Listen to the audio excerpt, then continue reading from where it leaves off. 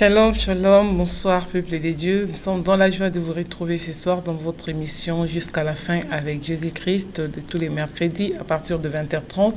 Nous sommes sur ces directs et nous vous demandons de partager votre émission et c'est toujours votre servante Nadine Efwanga pour vous servir. Et cette émission nous est réalisée par le pasteur Constant Efwanga et nous vous demandons de partager l'émission.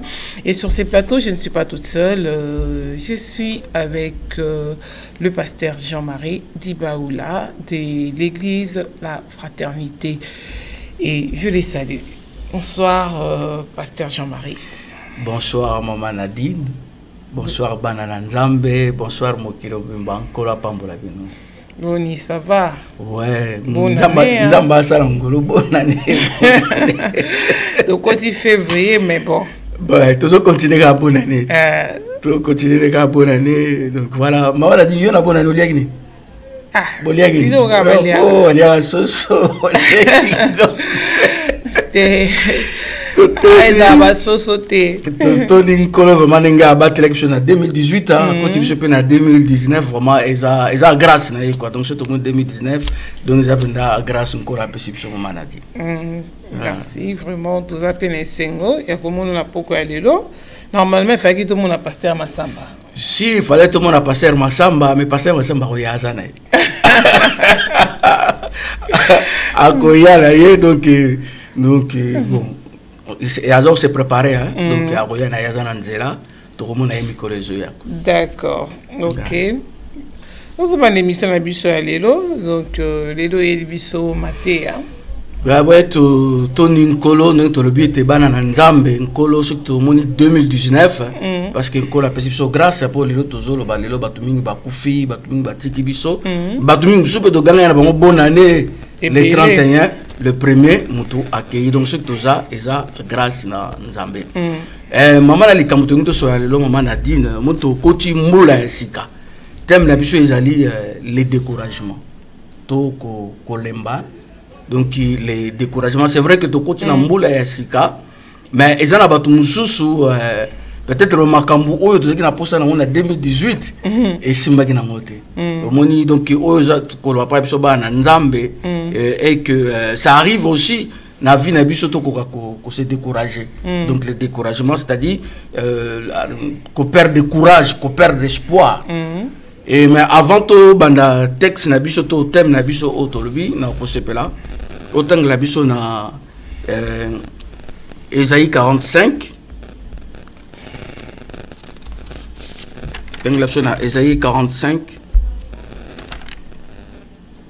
versets 11 à 13. Ésaïe 45.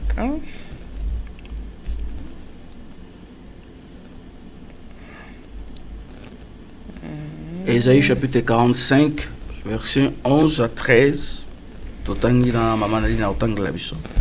Ésaïe 45, versets 11 à 13. Ainsi parle l'Éternel, les saints d'Israël et son Créateur. Va-t-on me questionner sur l'avenir, me donner des ordres sur mes enfants et sur l'œuvre de mes mains? C'est moi qui ai fait la terre et qui sur elle ai créé l'homme. C'est moi, ce sont mes mains qui ont déployé les cieux. Et c'est moi qui ai disposé toutes leurs armées. C'est moi qui ai suscité Cyrus dans ma justice et j'aplanirai toutes ses voies.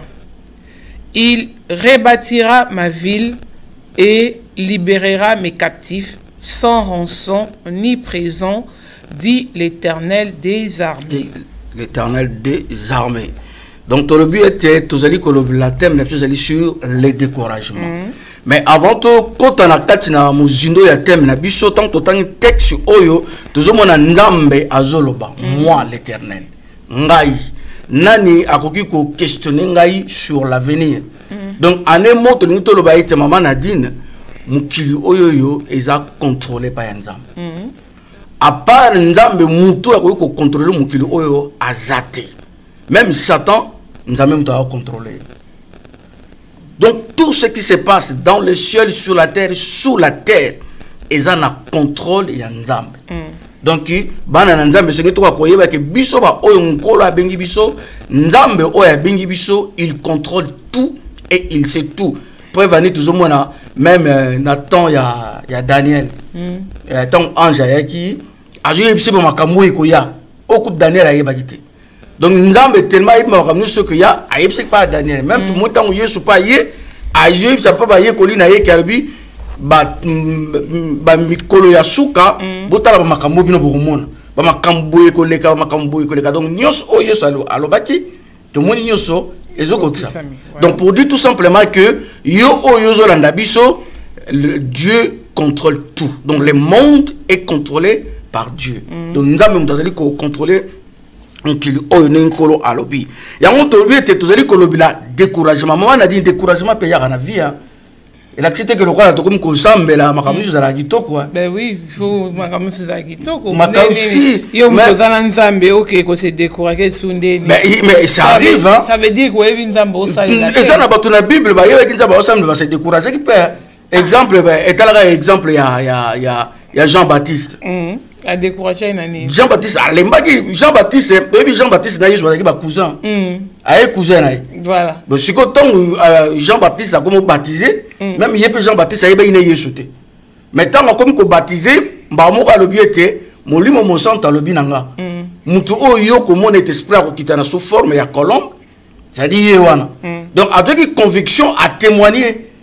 Mais ce que tant que arrivé que passe comme il a vu tant bakanga qui Jean-Baptiste mais il y a témoigné que muto et molimo alobi nanga mais tout le monde ici y a tini so ba yekoli boke ne retourne vraiment est-ce que zaye est-ce que vraiment ezaye donc toujours que à mutu c'est vrai toujours na quatre ya vie mais il s'arrive au des moments que mutu pas lembi bon mutu na histoire ya vie na yedo torbi que bible zo ba nzamba lobi na yebi projet ni na sala pour na bino donc mutu nous tous dans la projet na ye mais tant projet o nzamba lobi to prophétie na accomplissement et ça na période ba benga attente donc kozela donc na période ya kozela ba makambo le kaka ebele donc na vie auto vivre nous surtout en rosité ça veut dire tout simplement que le but est que le croit to ye pas na Yesu ba makambo nous tout de suite. Et il y a des moments où on se pose même des questions, est-ce que vraiment Nzamba zato azati par rapport à la difficulté toujours kutanango par rapport à ma kamto kutanango mutu azana histoire na ye. Na peso exemple moko une fois ndeko moko abongoli mutema tant abongoli mutema tant notre bakaka le Seigneur il est bon premier amour aziki na bolingo pena ya liboso ya sika. Alors ndeko aziki na magasin na mama nati qui change tout ça qui n'a pas système il y a pas méditation pour la lecture de la Bible non ça la méditation na tongo alors de quoi na ya zaki ceux qui na tongo méditation asilisi bande ko ba yepa na ye ba sali petit ba meli na bango a ko fun la magasin na ye donc tout le temps c'était comme ça sur côté de ah papa bon Dieu est merveilleux Dieu est bon nzamba za malama en tout cas nzamba benda sala alors une fois na tongo méditation sili banda bande ko meliti a fun la magasin boy ensemble vide na kati magasin iloko za sorti ba mi bisi ba lekaki ba kolo magasin ba leki ba yibisi ko tatala ah mais bien nzamba za laki wa mba moko ndeko na lembi a monsieur ko sambela za buna tika na ko sambela tozomona donc tu ba ndeko ba ko lendisa ye ko l'accès à ce moment ay ko jwa courage donc pour dire tout simplement que vie autre zali ko vivre to zana na se ya moi malgré que ton dimi Yesu malgré que tu as une vie chrétienne mais tu bosses de l'autre côté peut que vie n'a pas vie en rose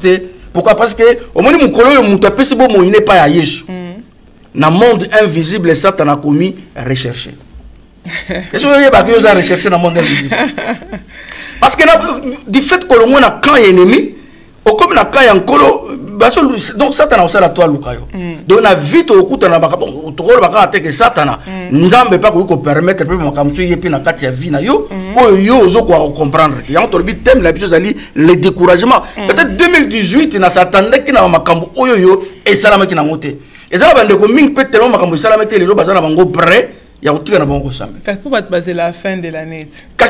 C'est ça moni ba biso ba de fin de l'année pour voir nzamba ça. Le problème, il y a un problème ezali que Bible ezali koloba mon peuple est détruit parce qu'il lui manque la connaissance. Nzambe a expliqué biso tenter o ya répondre à la prière na biso. Alors que parce que na 5 na 1er janvier que notre réponse na le 31 décembre. Dieu n'a pas dit ça. Mais Nzamba a 5 cas habito za na kondima pe alobi to persévérer. Quand comment egosala makamwana wana nkola ayebisi biso te. Donc toujours pendant que na ba vie chrétienne tona bon moy oyo to ndimeli pa nkolo et ezana ba ndeko mingi ba lembi. Pourquoi? Parce que bazalaki ko espérer lokomoko et salamité pe bandeko na bango batika na bango osana. Toujours exemple c'est belé a kopesa ba mususu mona na mabala tellement oyo yazalaki ko s'attendre na mariage ya mona moté aza déjà découragement et côté ba mususu tam mususu peut-être na domaine ya musala azali ko s'attendre pas nzambe juste simba na ngote découragement et côté lié. Donc exemple ça tellement belé pour mutra mutaza na vie na. Donc pour dire tout simplement que découragement c'est normal et qu'il y a 4 nabomo inabiso. Mais le problème qui est là, n'est ni biso, tu peux gérer découragement. Voilà. Comment que nazana nazomona makamuzeli ko marché comment na ko kozala. To texte na biso to tanga na Bible na 1 Samuel. Texte au tanga la biso na 1 Samuel chapitre 30 verset 1 à 8. 1 Samuel 30 1 à 8. To tanga na Maman Nadine. 1 Samuel 30, oui, 1 31 à 8. Lorsque David arriva le 3e jour de Tchiglag avec ses gens, les Amalécites avaient fait une invasion dans les Midi et à Tchiglag. Ils avaient détruit et brûlé Tchiglag. Après avoir fait prisonnier les femmes et tous ceux qui s'y trouvaient, petits et grands, ils n'avaient tué personne, mais ils avaient tout emmené et s'étaient remis en route. David et ses gens arrivèrent à la ville, et voici, elle était brûlée, et leurs femmes, et leurs fils, et leurs filles étaient emmenés captifs. Alors David et le peuple qui était avec lui élevèrent le voix et pleurèrent jusqu'à ce qu'ils n'eussent plus de force de pleurer. Les 2 femmes de David avaient été emmenées, Achinoa et Zirel, et Abigaël de Carmel, femme de Nabal.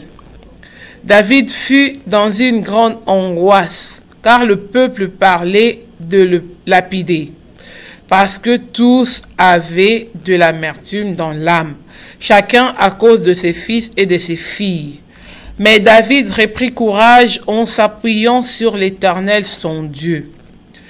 Il dit au sacrificateur Abiatar, fils d'Achimelech, apporte-moi donc l'éphod. Abiatar apporta l'éphod à David. 8. Et David consulta l'Éternel en disant, poursuivrai-je cette troupe? L'atteindrai-je? L'Éternel lui répondit, poursuis, car tu atteindras et tu délivreras. Merci, Maman Nadine, le texte au tangi. Moni, toi, tu auto tangi, tu bêta rali solo mingi à David. Donc, David, tango Samuel a zo bonde là par rapport à Saoul n'enga salaki tamboulé madame tena mis en Zambé.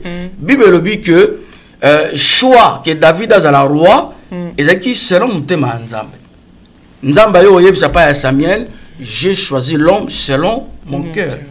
Or, tant que yo le roi Nzamba permettre Samuel à que la famille à David, Bible le dit tant à oindre comme roi. La Bible nous dit que l'esprit de Dieu Moli mon Nzambe azaki likolo à David, à saisir David. Donc toute la vie à David, David marchait avec le Seigneur. David a marché dans le colo. Mais on a texte na biso tomoni pendant que David azaki un peu na problème na Saoul. Abandé kotamla na bamboka zo kima kuto baka lokola réfugié politique. Alors, comme Papa Félicien va passer pas à vendre, mais David a vendu que des bagarres. Mais il a toujours bien aimé, David Mouto yo attend la rankolo, Mouto yo que vie na yeto le position oyo David a voyé qu'il peut qui position kola nzamba quoi qu'on permettre. Mais il y a événement où ils ont les cas pendant que David ba ke bitumba ba ke guerre, batiki basi, batiki bana, batiki to ba batiki mboka nyo surtout. Mais Bible le dit que Benemi baye quoi attaquer bango. Mais question ce qu'on te se poser maintenant Benemi baye qui nzamba za quoi. Dieu il était où? Alors maintenant ce qu'on David ba ke ba bundi bitumba petant baye ko zonga de loin. Baye ko te que mboka na bomba sa nini. Ba tumbi donc ba ravager ba sali nyo surtout ba ko sala. Bible le dit na biso David est dans verset 3 la dit que David et ses gens arrivèrent à la ville. Et voici, elle était brûlée. Et leurs femmes, leurs fils et leurs filles étaient emmenés captives. Alors David et le peuple qui était avec lui élevèrent la voix et pleurèrent jusqu'à ce qu'il n'y ait plus la force de pleurer.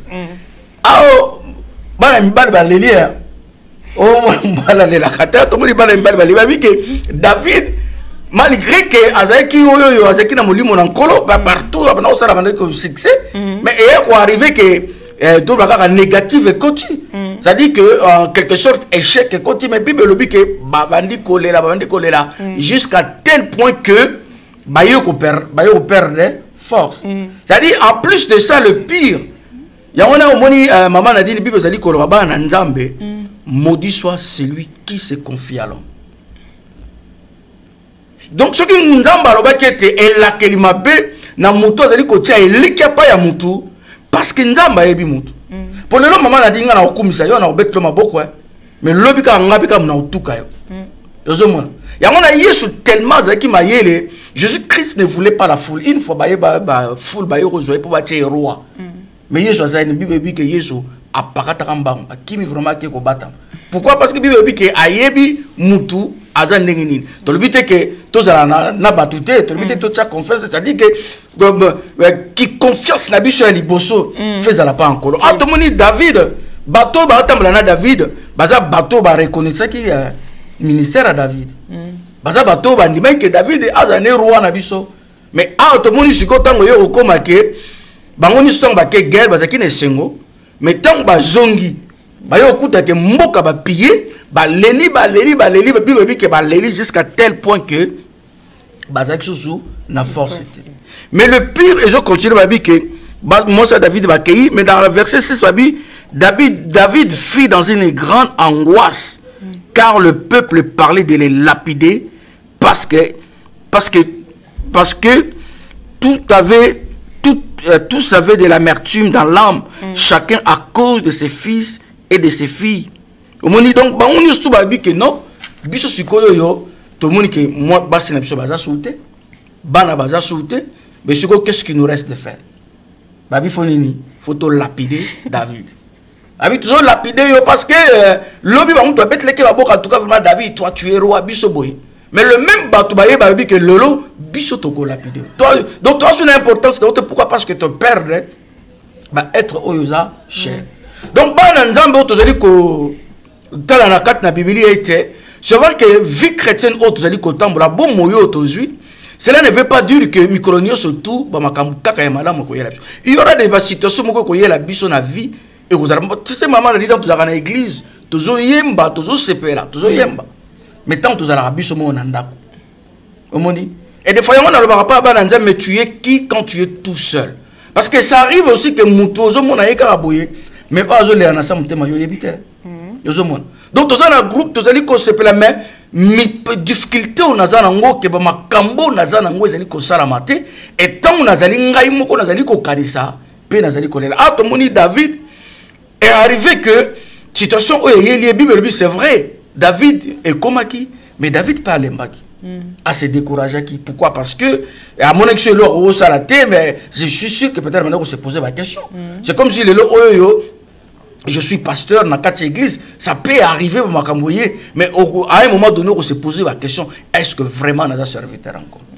Moi, je me rappelle une fois, il y avait un pasteur en Afrique, pasteur, on a qu'est-ce qui est arrivé dans la vie, pasteur on a quoi avec maman dans David pasteur a quoi avec Namasou mais et là on est église on est au Bethléem Maboko sur la même église babengana ke le quoi mutute mais babengana ke le quoi niama babi batumusu basana ba mabeme yote yo penda folongo donc ba finga ba lobo ba koki koloba pasteur asimi nzela du bible a du moi sina du bana saini akena mais pas y a qui abandonne kolela à un moment donné l'église ils continuent à fonctionner nango ba nouvelle comme il y a une église oui je ba nouvelle il y a une église ba tout ce que ba comme il y a oh mais pasteur obino bengana kiwana mais tout le monde est na wenza zoteya na ba koka ba telema ba église ba limite mais non muto ya quoi qui ne kobo comment ba koka ba telema. Donc, si vous avez vérifié effectivement, qu'est-ce qui s'est passé? Tant que pasteur on a accueilli, avant d'y aller, la Bible a dit que David a beau comité de découragement. La Bible a verset 6 partie B, mais David reprit courage en appuyant sur l'Éternel, son Dieu. Donc David a boyé comme tika na découragement, bébé qui a du courage. Non mais non, Nzambazali. David a dit mais histoire nangayi, c'est Dieu qui est l'écrivain de mon histoire. Le quoi on a Psaume 139, je crois qu'à partir du verset 14, aux autres qui t'annoncent David azoloba avana botama mikolo nanga et comment mana beaucoup yum to komakia. Donc ba nzambe ndenge yo zali ovandi wana soko ye baraté. Laisse-moi t'apprendre que tu as un écrivain. Ozana muto yo, à ça comment déjà bon moïna yo, à ça comme on est au salam. Bible dit que David il a repris le courage. Tant qu'il a du courage, à bengi prophète Abital a dit que il dit au sacrificateur Abiatar, fils d'Achmelech, apporte-moi donc l'éphod. Abiatar apporta l'éphod à David et David consultant l'Éternel. C'est-à-dire, tenir au sacrificateur, parce que na 12 pierres yabana Israël. Alors, un sacrificateur pour consulter un colo, faut aller à Telambana. Je vois que Dieu voit, à travers ce sacrificateur, les 12 tribus d'Israël. David a dit qu'il faut na consulter Nzambe. Alors, ce qu'on a dit texte au moins que tant que David a dû, pendant que David a dit là, Nzamba vanda au talai. Dieu ne disait rien. Tant que tu peux lapider, Nzambe a tout à mais tant que David a eu courage, à s'appuyer dans malobana Nzambe, c'est à ce moment-là Nzambe a intervenir. Pour dire que témoignage à pasteur on a le but tant accueilli, à quel Nzambe c'est vrai, une colonne à ça qui m'a mais Nzambe limbisangai. Nzambe limbisekete. Nzamba limisa qui est mais tant Nzamba limisa de mon que Nzamba yemoko a comme ko utiliser tout monde a combien comme ko utiliser na bombo na vie na ye. Donc na vie autres ali ko tambola bien aimé to rokuta na ba échec ya ndenge na ndenge et il y a tellement beaucoup to ko citer mais mutu na mutu ayebi parcours nini oyoyo azali ko passer to mutu azali ko s'attendre na eloko nini. Il y a beaucoup de choses dans la vie au moins tant mutu zo la libala malade tellement le minaye alabi non bon na moni nzamba osani lo mokote na moni ka kana ki no consulter nanga par-ci par là ba tumususu mona libala pe zo ya ngote et moi je me rappelle ba ndeko mingi tozaki na bango tellement libala zo ya ngote mama dani ya osani ay ko tani deuxième bureau nzamba ndeko belo ko tani ba deuxième bureau parce que ya pona epezaka libala pona ezaka libala pourquoi parce que a kochong pourquoi parce que nzamba zo umela. Donc c'est comme si Nzamba tia de omoni mutu asali mama lobo oya ko ikoloba. D'autres même na kaya ba maladie ça na comme chose incurable et ça na ba maladie mususu mais on a ba médecin ba lobi. Mais eloko nini o Nzambe a lobi. Je me rappelle une fois na kendeki na Brazzaville, c'est la première fois moi na dina ki na Brazzaville. Tant na kena Brazzaville histoire tout les gars qui alors je sais pas Nzambe fona zonga, c'était prévu na zonga vendredi. Bandeko oyo bakende ko luklanga moyen de transport pour na zonga ba yo yebsa que moyen de transport exact donc ndengezana au kendete mais qu'est-ce que je fais na pas Nzambe ngabi mais batu ya mukili ba monité mais yo lobinin parce que je sais que toi tu vois et puis que yo mona yo lobinin alors donc de comment tanga ke marché na poko zongi atalingabi frère yo sambela ke pour non mona ngape na otanga bible et frère yo sambela ke ngai poani abi mais na comprendre te na poko yo mutu moko aye na tango nazo kanga kaka biloko ayo ko yebisa na bible noki na ebi pete soki ni solongo banaki ne ayo ko banaka ke ndenge eza kamno moko zo kene lobi na 5h mbala moko se renseigner tout ayo ko yebisa ngabité wala bino ko to monaki mais moni ndenge nzamba monaka donc je mona ke mutu mususu bana zo mona pona ye ayo zela likambo boye mais likambo ne salamité o mona mutu asali alembi na ye ko lemba wana pe mona atiki na ye abinga na ensemble na société mais tout le monde dit David a tel habit non mais je sais que je connais en Dieu. Oui maman, chaque fois des fois on dit que toute chose concourt au bien de ceux qui aiment Dieu. Tout le monde à des fois de rendez grâce en toutes choses car c'est à votre égard la volonté de Dieu Jésus-Christ. Et puis à un moment donné tout comme le roi va perroquet. Tout le monde réciter le verset biblique. Mais ce qu'on est là yo. Tant on le ce qu'on est les grands problèmes maintenant, c'est ce qu'on version en pratique. Donc, tout le monde dit que. Mais qui m'a on a moutou, hein?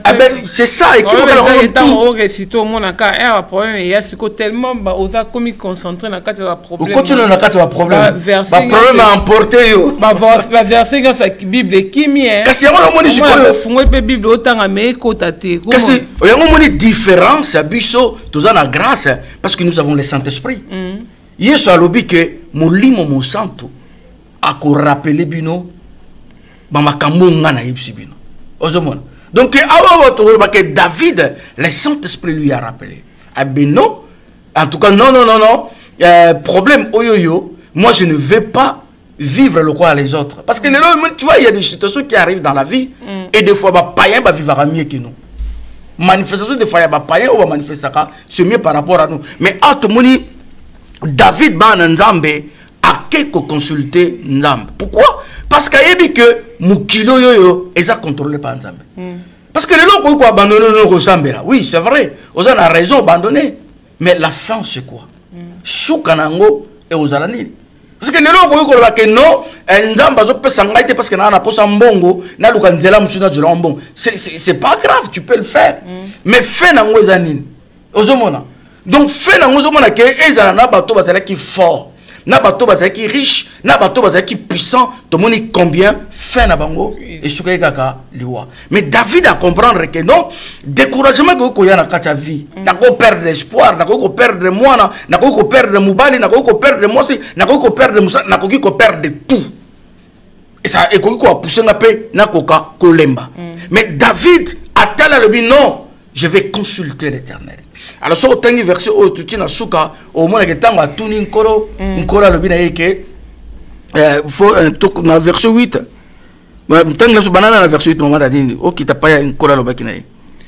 Et David consulta l'Éternel en disant: poursuivrai-je cette troupe? L'atteindrai-je? L'Éternel lui répondit: poursuis, et car tu atteindras et tu délivreras.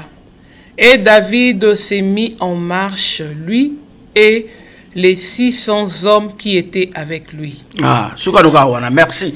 Alors, tout le monde que maman a dit, du fait que David a dû et faute, à quelques consulter Nzambe, et puis Nzambe a péché à réponse. Et puis, une fois Nzambe a pas Esaïe, a venez plaidons ensemble. Il y a quand on a auto soro là.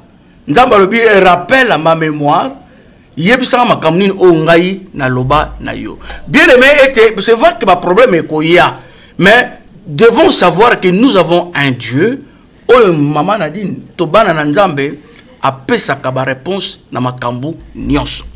Je vais donner un témoignage, après ce témoignage nanga. Maman c'est vrai que moi qui na mukilo to vandi je crois qu'il faut na loba qu'on a un plateau que racisme ezali hein. On a pas beaucoup de racisme ezali. Oui. On a dit que isme, moni racisme, isme ça partout, même pas na biso tribalisme azali. Donc isme ça n'est partout. Même si on a beaucoup racisme ça, mais na beaucoup na biso tribalisme pe ezali. Mais et pas ya Nzambe tribalisme, racisme ezate. Maman a dit tant dans yo comme en France ah ba na Nzambe yo ka témoignage pour t'encourager que et l'autre nous ezali ko sala que yo lembato o se décourager. Maman a dit on a yé, on a travaillé dans la sécurité. La sécurité, on a dit dans le magasin, à un moment donné, on a dit sous la sécurité, on a fait la formation. On a fait la formation moko électricité automobile. La seule formation pendant une année. Alors on a fait un test dans l'usine où il y a Peugeot. On a fait le test, on a passé le test, on a dit que ça dans l'agence où il y a écrit intérim. Bon, on a fait une formation électricité électronique automobile. Maintenant on a fait un Peugeot, on a fait une chaîne. On a fait une chaîne, tout, chaîne, c'est-à-dire bateau va monter la pièce, va tout. Alors on a dit pas responsable, mais pourquoi on a fait la cabine? Il y a une chaîne, il faut changer, il faut conseiller à ça yo, qui nous connaît pas monsieur. Pour avoir une chaîne, pour nous une formation yo ça qui et quoi prendre le côté de la chaîne. Et quoi arriver qu'après 8 mois, on a démissionné là. Tant on a démissionné là, on a ndako tout ça là na nièce na ngai. Nièce na ngai Nadine, on colla pas mon je suis quoi maman Nadine. Donc ça nièce na ngai. Alors il y a depuis l'angaï, non comme ailleurs le monde salabon toliani. Ngabi Dieu pourvoira. Quelques temps après, tout ça qui va fiancer na maman Jolie, avant que maman Jolie comme Madame Carlo de Bayola, qui va fiancer. Tant on a que coula dans ce qui n'a chômage maman, bana nanzambe. Tant on a que, maman a dit téléphone n'engage sonné. Tant téléphone n'engage sonné, mouta benga azolo banga téléphone. Allô, mais c'est Carlo de Bayola ngabi oui c'est moi. Abi naza directeur ya Jean Siakrit intérim. Abinaza directeur na Citroën il y a Olney, bazo nous électricien. Alors on a l'agence dans la besoin d'électricien, na bengi agence ya Poissy. Agence ya Poissy va bien juste besoin d'électricien moko mais ça démissionné qui naï. Mais tu es bien toutes choses dans ba coordonnées, tu es peut-être tout ça dans information a été. Mais tu peux sabino ba coordonnées et bo benga ebo ye ba soki ndeni. Directeur on a bien ngwana ndeni na tuli numéro na yo. Mais a une grande surprise maman Nadine. Directeur on a tuninga. Est-ce que ce Djoum Salate n'a pas Salate? Gabna n'a Djoum Salate. Abi, est-ce que ça t'intéresse ou ça m'intéresse? Directeur dans le Abi, bon monsieur, prépare tous tes dossiers. La place où il y a une agence, parce que c'est lui qui était le directeur, Abi, la place où il y a une agence, c'est moi qui va venir chez toi. Na roya na ndaku na yo, na même ordinateur, tout ça m'a ramené sur ndaku na. Mais il m'a dit comme ça na bureau. C'est quoi bureau yo lukanga siko na ndaku. Alors on a vendu siko na vendu na yo kangabi oui. Il y a PCP ma coordonnée adresse nanga. À l'époque dans une belle lumière, na PCP vendre na belle lumière numéro 2 tout. Alors ndele na du téléphone m'a ramené sur tout. To 20 ans to quatre téléphone ngai puis pas ma je ngabe. Il a dit mais nzamba sala m'a ramené sur tout. Le directeur na lo balanga mais ba dossier na kende directeur abi na ndaku danga to traiter dossier na ndaku na. Ngabi c'est pas grave ya. Gloire à Dieu, parce qu'on a son nom, parce que moi qui me voulais, en tout cas. Au moins, il y a un peu de chrétien. Voilà. Après, 5 minutes après, téléphone sonné. Le même directeur a Bengabi, mais c'est Kalou. Quand on a bêté adresse, na moni agence moko intérim, mais ça permet d'andako na yo. Abi, est-ce que on peut permettre de tout dans l'agence, on a comme ça un petit ordinateur, tout travailler dans l'ordinateur, si agence on est bien, c'est juste à 2-5 minutes de chez moi. I promise, est-ce que dérange, on avait dérangé à tenir jusqu'à Rayo. Directeur, on a maman a dit, na tongo te pose un rendez-vous à 9h, 9h moins 5, na comme une agence. Quand la commune agence, on a des hôtesses bayo yambanga. C'est vous, mais c'est un cas, on a un cas. Au directeur a s'excusé, a du retard, a besoin comme on a retard à 5-10 minutes, c'est pas problème. Ma vanne singa, na vanne directeur a comme à 9h10. Je suis comme le yambanga na yambiye. À côté du bureau, mais c'est un cas, non, je comprends avec ma bouche, ma cambo, tout. Tu vanne peut te traiter dossier, tout. Dossier, c'est un abisso. A du dossier à Kenan. Nga su journée nanga su nazo na su ba fiancé nanga to que toujours sera téléphone sonné sur monsieur dossier na we koti lobby fo bana musala mais alors ceux qui na bina yo jopa no kuna ndako na ba 4 heures ils ont un peu compliqué ils doivent train quitter na Drancy na yo jo na kati gare ngamu na memochi na nini azwanga na gare na voiture akiko tanga tina usine ya Citroën na comme na usine ya Citroën na pesi mikanda na ba beti balbi monsieur au passé qui concours non na Peugeot na Poissy. Donc aux a droit ya usala examen te bando bandaka musala mbalamu na bani musala donc de tala makam on kolo asala ozomona donc ngamo ko na vandi na tel na bi pourquoi parce que quand on a vu na le musala mais na bi que non je sais je connais un Dieu na yebi nzambe oyoyo asala ka makambo ya minene c'est-à-dire que nzambo ya saki na bomo ina ngai et c'est le même Dieu qui est capable de ko ya kosala na bomo ina yo et lokoni nezeli ko lembisa yo parce que le problème muto bengi biso ezali soit Donc la vie auto zali ko tamula na mkilo bana na nzambe mutu abengi biso eza Yesu. Problème nini oyo zali ko traverser na vie na yo. Likambo nini zali ko sala ke yo lelo olemba o se décourager parce que le problème c'est ça parce que tu as confiance c'est pas ya bato. Oui. Tellement que na pas ya mutu a décevoir ngai et likena ngani sur na pas ya mutu mutu pas mutu a ko décevoir yo. Parce que même lelo o manga na zote yawa na ko décevoir yo pe lobby parce que la ngabe mutu. Tout qu'on peut yo pour décevoir nga lobby, tout qu'on peut mobile na yo ko décevoir yo, tout qu'on peut moi si na yo a ko décevoir décevoir yo. Tout qu'on peut bana non même David pe a ko na ba déception. Moi na nga bete coup de tata nga zaki roi. Donc moi n'est pas nga zo place na David abi mais c'est toi mon confident. Ensemble tono ke na kwa nzambe tala makambu yo salinga. Donc pour dire tout ce que bana nzambe te yo zali ko landa biso, c'est vrai. Tu évites quand est-ce que au peut sabo moina yo pa na Yesu Masia. Mais est-ce que na parcours na yo na vie na yo ba makambu nini o yo kutani nango peut-être ba makambu yo kutani nango et sali ke elembisa yo mais ko lembate parce que ning pe na kati ya Bible ba kutani pe na ba difficulté ning biso to zali ko kutana mais ba tona ba lembaki te au moins exemple ya Job je pas kutani na ba problème ya ndenge na ndenge mais na suka nango soko teliwe na mkanda Job nzamba lobi na yeni eloko ni nzamba zoloba nzamba lobi mais Zobani nango oyoyo alinga bebisa ba plan nangai. Quel est cet insensé qui veut endurcir mes plans? C'est-à-dire que donc nzamba alinga ki Job a reconnaître. Et puis Job a lobi nini ki abi nzambe na yo kakabate ya kayo mais lelo na moni yo pe na bongoli motem. Donc pour tout simplement il y a tellement de témoignages pendant que na sala ko na maman Manadi na sala ki pendant 8 mois. Après 8 mois Michou est sili.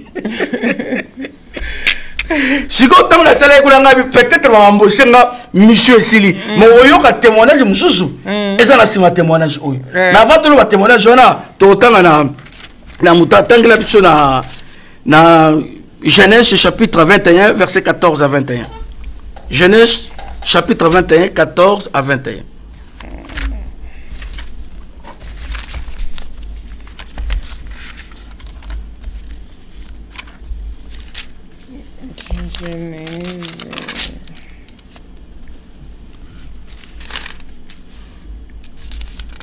Genèse 21, combien? 14 à 21.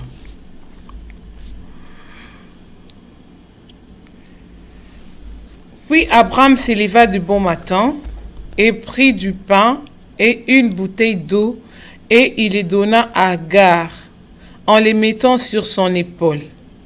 Il lui donna aussi l'enfant et la renvoya. Elle s'est mise en chemin et fit errante au désert de Beersheba.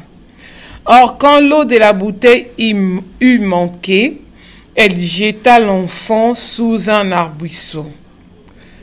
Et elle s'en alla environ à la portée d'une flèche et s'assit vis-à-vis, car elle dit que je ne vois point mourir l'enfant. S'étant donc assis vis-à-vis, elle éleva sa voix et pleura. Et Dieu entendit la voix de l'enfant. Et l'ange de Dieu appela de cieux Agar et lui dit: Qu'as-tu, Agar? Ne crains point, car Dieu a ouï la voix de l'enfant du lieu où il est. Lève-toi, lève l'enfant et prends-le par la main, car je le ferai devenir une grande nation. Et Dieu lui ouvrit les yeux et il vit un puits d'eau, et y étant allé, elle remplit d'eau la bouteille et ordonna à boire l'enfant. Et Dieu fit avec l'enfant qui devint grand et demeura au désert et fit tuer d'arc. Il demeura, dis-je, au désert de Paran, et sa mère lui prit une femme du pays d'Égypte. Ah, merci, maman. Vous avez un professeur, hein? Maman a dit Bible qui toque quoi.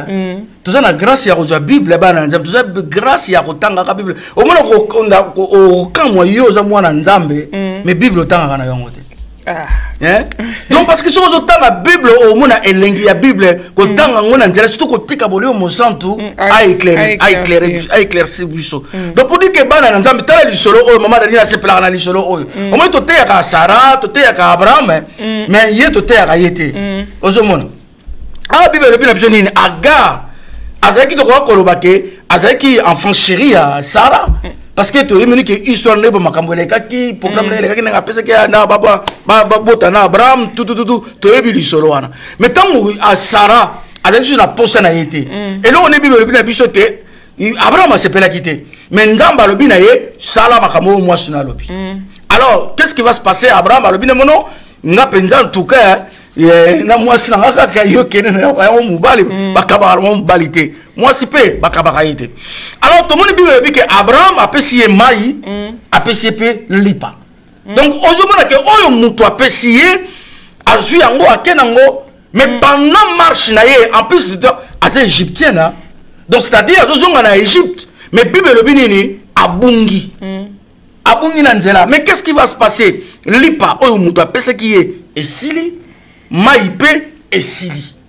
Donc Agar donc pas zawana et l'okoni donc Agar a se découragé alors bien et l'okotikali sikoyo s'est suicidé. Oui bah tout ming bazo se suicider le cora découragement.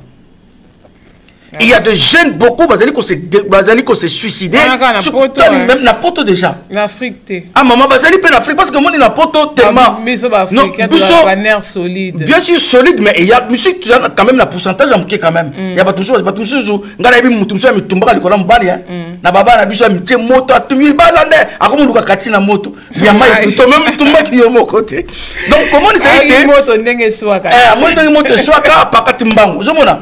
Donc, tout le monde a combien tôt il y a suicide et combien mingi. Donc, tout le monde peut que Agar, tellement elle a tout perdu. Donc, déjà, un a perdu Moussala Naye, ma collègue Naye, oh, on a travaillé Naye, Tikali. Abraham peut, oh, soi-disant, tant Babanda qui bolingo sika, je crois que tu as combien de donc Abraham, Abraham pas Tikali. Sarah peut, oh, avec qui fille chérie Naye, à Tikali, je crois qu'elle s'est retrouvée toute seule. Se retrouver toute seule donc ce qu'on maille ici lipa et si on est sur mutapé si donc tout la kaka espoir nous surtout et sili mais loko ina lingaka pas nzambe mama nadine et pas i batu bazalité nzamba zali ya mwana zo pousser biso to tcha confiance ba nkolo mais awa Agar bonne leki nzambe te biso to Dieu grâce le lokat na komona Yesu to kino luka nkolo mais to monete Agar pendant kazaki na désert mama bana nzambe na désert le oneza na kati désert chaleur ezakuna poussière ezali température makasi moyi baba nyama pe ma bébé bazali donc mai pesate donc tout le monde donc sécheresse donc le on peut quand même la vie chrétienne na biso maman Nadine au cause la vie na yo ozomona que donc comme sec ozomona c'est comme si muri o mosanto azate c'est comme si nzamba azate o meke loko bozeli ko kokate o meke loko bozo ko kokate ko le local comme kaka ça c'est un péché ça c'est et ça na batu musuzu zo ko kolonga lisumu te mais azo yeba te akotuna pa nani nana ko sunga ye pour ce le loko muta yebi so ke nga une fois moi na moi yoko lwana moi na moi c'est maman Nadine abina nga papa tangu tsuki na vandi na comme ça zo le problème ni o so na me ko vanda na misala ka plaisir ngabonko je me donne misala plaisir ngabo abani kolera tout na zo linga na confesser ngabi non te tala bible boye on le calmement le dit fait kaya qui na ko le batte kalte au solo donc pour dire tout simplement que les gens na bateau que les même pas ceux qui suicident il y a physique mais il y a des gens par exemple prêtent la vie donc ils suicident spirituel c'est-à-dire que zomona que makambo dali ko simba so donc voilà Agar lui même zomona maman o abandonné moi na abina koki ko mona na ngai te passe boye mais tout le monde siko que loko ona lukaka bible dali ko loba ke abe voix et bengi Dieu a entendu la voix de l'enfant et l'ange de Dieu appela Agar abi ke nzamba yoki mungongo ya mwana et puis la Bible le dit que nzamba bengi Agar abi Agar albi Dieu mwana mais t'as la différence mai oyo muto apesiye esili mais nzamba fungoli emiso amona mai oyo aba Bible dit que un puits d'eau donc natana na biso to ko lo boko sa la société izina yo ya mai donc ozomona donc to moni ke balinga mi était c'est vrai que il y a des situations difficiles et ko yela biso na vie mais et c'est que to ko yeba ka la seule personne qui est capable, il y a une réponse. Les alliés, regardez sur le Seigneur, Abengi Aga. Et pas tout simplement, comme on dit que la bénédiction de l'Éternel enrichit. Il ne fait jamais accompagner des chagrins. Alors, tout le monde dit que Aga, a mon problème, et puis à bon leg pendant colo. Donc, par là, par mal, il y a un deuxième témoignage. Deuxième témoignage, c'est pour cela, Monique, la vie, le oyoyo. Maman, ce qui est très important, Toluka, pour avoir une bonne communion avec le Seigneur. Parce que Moussala, Moussala en colo. Ce n'est pas les titres, donc, faveur pas ensemble. Tant on a salé la Peugeot, maman, après 8 mois, monsieur Sylvie. Mission Sylvie. Mais Seigneur, il fallait que je continue. Il va battre sa mission. Voilà, sa mission. Donc, on a des gens qui embauchent. Mais, tant on a une formation dans la province, c'est vrai. Pendant que nous avons la formation, nous avons dit que nous avons tenu à bleu, nous n'avons pas eu nous avons d'autres places à monter. Alors, tant que Mission Sylvie, nous avons vendu maintenant, même si Mission Sylvie n'a pas une colo, moi je ne peux pas aller voler. Il oyo alingi ko salate aliate. Et moi je vais manger parce que pour ça nga libu mpona lia. Donc nga fona lia ponga linga ko lia. Quand il s'agit ya ko lia na ko lia, si il s'agit ya gêne on ça la gêne. Et ça te côté nga fona ça et puis je le dis que to futa ba dim to pesa bo friend comment je vais faire. Alors na kepa ya ndeko moko tata ma passe à frère innocent. Na kepa na ye na yebise nga bi papa innocent. Donc nga fo pesa ngai chambre ya bana na yo 4 jours jeûne et prière na o bon lankolo ay problème ça na te frère ya kana nabi na yebisi na djuna quand il veut pas nzambe ngabi seigneur je vais jeûner 4 jours donc dans 4 jeûne na ngai ti jeudi na ba bonde la andimi to ka djupe bande parce que mi kebo ma passe ati bon na chambre na mo ba la ki ba pesi nga chambre le premier jour na bande ko bonde la na kangi portable c'est de la journée na zotang na bonde la na pourquoi. C'est comme si une voix me disait fonds la portable now. Na fonds la portable, na fonds la portable donc na mon loka moto, na fonds le portable. Ma na dina na pe ngai. Na avec ce voix. Allô, mais c'est un cas ngai directeur ya Peugeot, c'est comme garage Peugeot concessionnaire Peugeot. Usine c'est ce que dans garage vraiment que au dépanneur siko. Abinga directeur ya Peugeot na bengio na poste na on équipe c'est na ça ba lettre. Na quand même à beau côté que où te connais kita. Na ça ba lettre à motivation. Donc ça te ko abonné té ba lettre à motivation que après c'est na ki rebondir. Tant on a abonné le même jour à Bengarobi, na Bengio na poste mais na peso rendez-vous lundi au Ezoya. Na peso rendez-vous lundi au Ezoya. Mundi na tête makam nzamba sala. Nzamba yebi bien que so pesi nga rendez-vous lobby na ozana bitumba. Je sais na ça qui doit vivre na ma jeudi. Alors ce qu'on directeur na bi okoya jeudi ou lundi wana. Ah donc maman a dit ma bonne délai changer. C'est-à-dire que ma bonne délai ce qu'il fallait la demande comme ce qu'on louange adoration. Donc tout le temps louange adoration. Si Soukarango lundi on peut la kendeki, en plus de ça, ils juste donc Kunana Pangana Vandi à peu près 5 à 7 minutes dans la voiture. Juste à côté d'Andako. Na compagnie directeur Rona, le binanga monsieur, na monaki makamno tout d'accord les mieux, tout ça dit batumi ça. Nga mutu parce directeur oya kina na mundele mutu mundu te. C'est-à-dire que nga noir na yambi directeur siko ya mundele. Siko directeur ope ya mundele, tout ça qui ngai mutu mundu ba mundele mi bare. Banga 2002. Chilelo na osala wana. Mais donc pour dire tout ça, même malgré que tant à moko to vandi, balobi na biso qui racisme ezali. Mais on si longtemps il y a qu'un colo à sala du corona c'est lui qui est le dieu de toutes les races. Au kotia confiance c'est pas un colo. Et l'on connaît que c'est de les problèmes na bosse de côté tant sur colo. Bambo shengai. Une fois na zo les kaka neto les kaka mbamo na commis place na l'autre ndoto. Mbabonta na complacement Saint-Esprit a rappelé nga temps na province. Alors souviens-toi et loko monaka regarde bama na dina tali vraiment même na mi monaki a autant na province. Kapitala makamu o nzamba sala. Donc pour dire que badinga bite nzambo to liko semble o ya Bible. Ça proclame. Nzambe ça proclame donc ndengo za na nkolo yebi ne te décourage pas. David a moni makabezo simata bite. Même je simba te mena yebi na mutasala ngai. Mama na dina yo sanga nzamba o ya na mukili. Oh. Balinga est-ce que yo vando zo tala biso yo mto singa kan nzambo ya na muki o singa kan nzambe te c'est yo mta tinda ka yo soka tinda ki yo ozana mission ko sala et des fois les problèmes ne marchent pas parce que ozo comprendre pourquoi tu es venu sur la terre parce que l'autre comme ba copiste moment na din to comme ko tala ngala linga za ko passer constant soka to te ya taka mebo na yo za ko passer constant parce que constant ça unique. Donc, il y a unique. Donc, il y a original. Il y a original. Donc, pour dire que la photocopie, il y aura des problèmes qui vont, la situation, il y a des gens qui traverser, mais tout le monde combien David a consulté par Nzambe. Et que yo peut bien aimer, c'est vrai que Bamakambo est marché en 2018, peut-être en 2017, peut-être Banda, n'a pas histoire na yote, mais les gens n'ont pas apprendre que Dieu contrôle tout et Dieu est capable de résoudre les problèmes. Tout le monde que David a montré que les choses qui marché, la place avant de la vite, il faut consulter un colo. Parce que le Seigneur, lui qui connaît tout, il faut la consulter. Vous voyez que maman a dit, tant que Koufi, papa, j'avais l'âge de 13 ans. Papa Koufi. Tant papa Koufi, tu l'as dit, si vous comment il faut l'autre. Tu as 13 ans. Tant on a âge à 19 ans, il a dit, mais non. Bible dit qu'il est réservé aux hommes de mourir une seule fois, après quoi vient le jugement.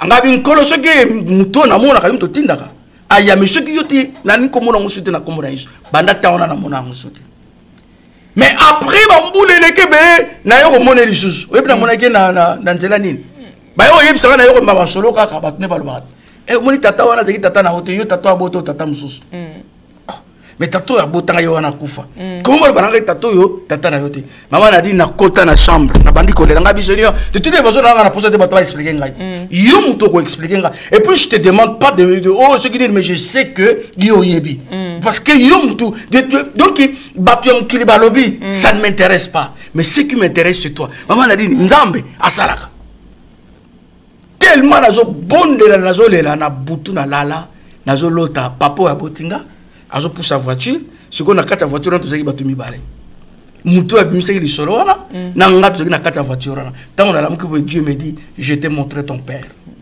abina l'action moi pourquoi il le connaissait la vie parce que confiance c'est ça pas encore surtout tu as confiance la vie sur totalité na quatre malo banazam parce que l'autre il a besoin yoka bato to lin to yoka bato mais to lin ko yoka nkoloté c'est-à-dire comme quoi que je préfère m'battre pour prophétie dans ndako, mais je n'ai pas le temps de lire la Bible. Parce que les Bible, les apôtres, surtout que nous connaissons surtout quand on la Bible. Donc pour dire tout simplement que la vie, vous allez marcher, tout au coup dans la situation, il y a n'engue, mais le problème, confiez-nous à l'Éternel. La vie, maman, t'as donné, vous allez marcher. Semaine, moi, on a eu perdre petite sœur dans mardi. Vendredi, grande sœur dans Koufi. Famille n'a pas la Bible mimi balé. Famille ningadia bandokyo basali lobby et je bénis le Seigneur tout ça bandoko mo ndako ba sœur mo ba zaki ndako. Tu as wana ndako abinanga papa photo qui sambela. Et je bénis le Seigneur, Dieu m'a donné la force de bondir. Après c'est mon tango sili ngai bon batozo le bana bango bazo ko accuser ngabi pour moi il y a pas d'accusation. N'a que pas pasteur Massamba. Nabi pesa nga chambre à l'époque d'agi célibataire nabi pesa nga chambre abi ba pesa nga chambre bana abi moi ne sakadabi yo kendo kuna tonton Jean-Marie a kota na chambre na 3 jours nabi Seigneur Bible le binanga toi tu connais tout na pour ça quoi accuser mutu parce que je sais ceux qui na moni likambo saramaka mais la père de bande ko nga basi mi balé mais tu m'as rien dit c'est-à-dire quoi Elisa lobi Dieu m'a rien dit par rapport à propos il y a une situation à moi là. Alors, Seigneur, je ne veux pas accuser les gens, mais je veux que tu puisses m'aider à comprendre parce que pour moi, je ne trouve pas ça normal. Premier jour, deuxième jour, troisième jour, je suis 11h30. Na fou comme ça, na zo bonde là. Oh yo kapna ki nkola longolinga na meminga pa msusu. Tanga meminga, ayeko kitsange pa ina ke kuta famille na ngadnyo tout au vandi. Siko ngale musere mutna telemaki.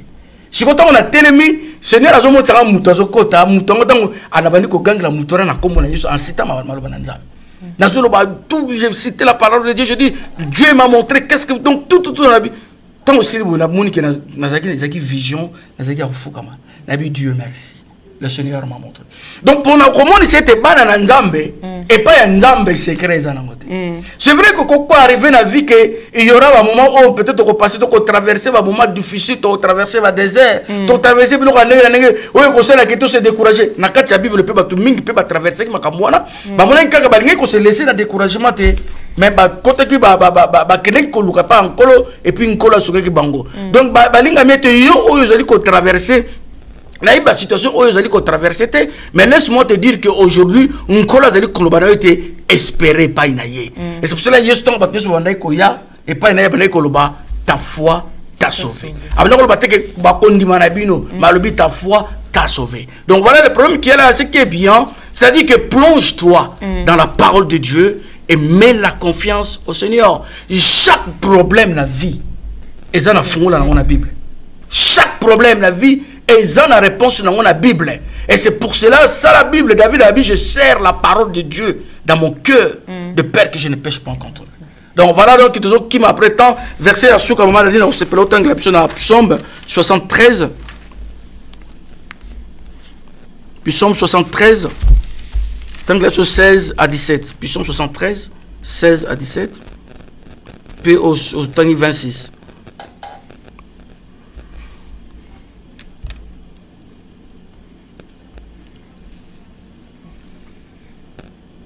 Psaume 73. 16 à 17. Après 26. Toutefois, j'ai tâché à connaître cela, mais cela m'a paru fort difficile. Jusqu'à ce que je sois entré au sanctuaire de Dieu fort et que j'ai considéré la fin des gens. 26. Ma chair et mon cœur étaient consumés, mais Dieu est les rochers de mon cœur et mon partage à toujours. Ah, amen. Asaph, il passait tout son temps. Mais comment les gens, païens, riches, bénis, ils jouent avec l'or, ils jouent mais comment Asaph, il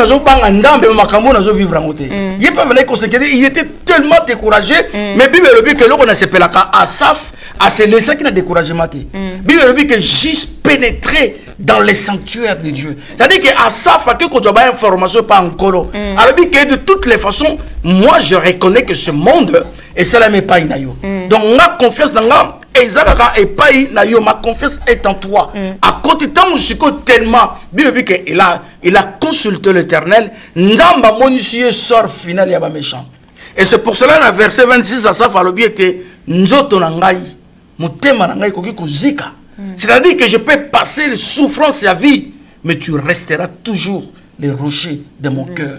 Ça veut dire que n'a coquille jamais qu'au abandonner yon kolo. Yango bien aimé telelo to bandi 2019 c'est bandaki na eu problème na yote na eu difficulté na yote lelo na yo yebsoka ke na problème na yo yesu nda dali solution ya problème na yo. Problème c'est que tu as confiance dans maloba na nzambe.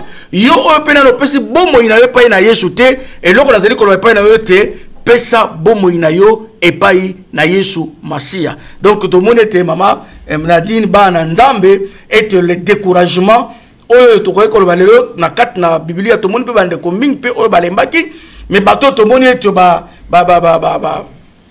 zonga ke pa nkolo ba check confiance na mo pa nkolo pe nkolo aleka ki ko pambola na bango yo pa yo zali tia confiance na yo pa na nkolo 2019 oyo yo Tita maka kat na Yesu Masia ata 2019 et kokisa mité 2020 continuer na de toutes les façons nyosu to zona CA to tika na biso est-ce que to rememango to tika na biso ngo Bible le biete bato ba kufa ba yasu na souvenir te na sena moyo yo. Il y a plus de souvenirs pour ceux qui sont morts sur Namboko Moïse.